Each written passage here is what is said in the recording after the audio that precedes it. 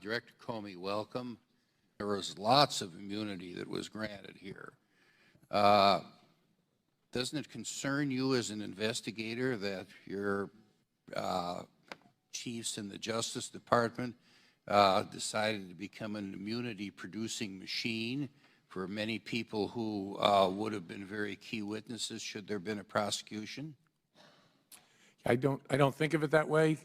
Doesn't strike me there was a lot of immunity issued in this case. I know it's a complicated subject, but there's all different kinds of immunity. There's probably 3 different kinds that featured in this case. Fairly typical in a complex white-collar case, especially, as you try and work your way up towards your subject.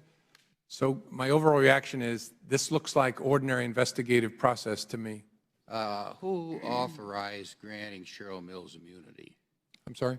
Who authorized granting Cheryl Mills immunity? It's a decision made by the Department of Justice. I don't know at what level inside. In our investigations, any kind of immunity comes from the prosecutors, not the investigators. Okay. Did she request immunity? I don't know for sure what the negotiations involved. I believe her lawyer asked for act of production immunity with respect to the production of her laptop. That's my understanding. But again, the FBI wasn't part of those conversations. Now, it's been a matter of public record that Secretary Clinton brought 9 people into the room where 2 FBI agents were questioning her. Is that normal practice? No, there is a normal practice. I've been done interviews with a big crowd and some with just the subject. It's unusual to have that large a number, but it's not unprecedented in my experience. Now, Cheryl Mills, also stated that she was an attorney. I'm very concerned that when a fact witness represents a client who might be the target of an investigation, there's a conflict of interest. And, rather than letting Ms. Mills make a determination, would the FBI be willing to refer the matter of a fact witness, Ms. Mills in this case, representing a target, Secretary Clinton in this case, to the appropriate bar association for investigation? That's not a role for the FBI. We're investigating, even though I happen to be a lawyer, we're not lawyers, we're investigators. Okay. So that's a question for the legal part of the Department of Justice. Okay. Why did Ms. Mills request immunity? Was she hiding something, or was she afraid that something would incriminate her that was on her laptop? I don't know.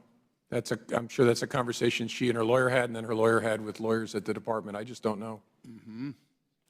Well, there was an op-ed by Professor Jonathan Turley that appeared in the media that said that there are a lot of good cases scuttled by granting immunity, and there was lots of immunity that was granted here.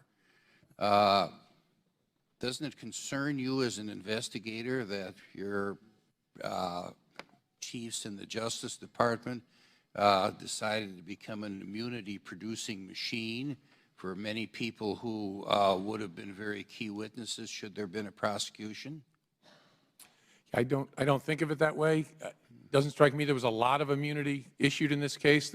I know it's a complicated subject, but there's all different kinds of immunity. There's probably 3 different kinds that featured in this case. Fairly typical in a complex white-collar case, especially, as you try and work your way up towards your subject.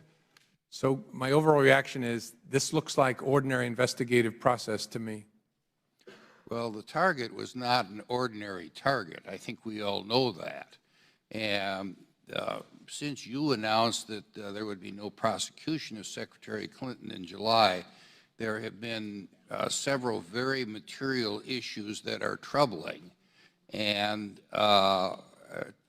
would thus not require a reopening of the investigation to solve those issues?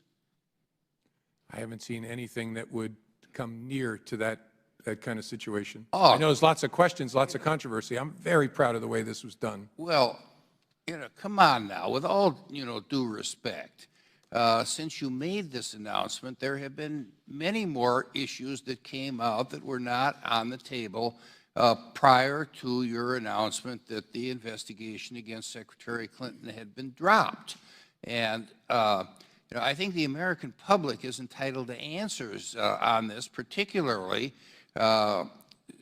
since we have to know, the extent of the classified information which ended up being in the private email server. All of us on this committee have got security clearances of some kind or another. And I'm kind of worried that, if I got some classified information and went back to my office and used an unsecured server to send it to somebody who may also have had a classified information, I would be in big trouble, and I should be in big trouble if I did something like that. There seems to be different strokes for different folks on this, and that's what Americans are concerned about, particularly when we're looking to elect someone to the highest office of the land and the leader of the free world. I don't think your answers are satisfactory at all, Mr. Comey. I do have a great deal of respect for you, but I think that there's a heavy hand coming from someplace else, and with that, I yield back.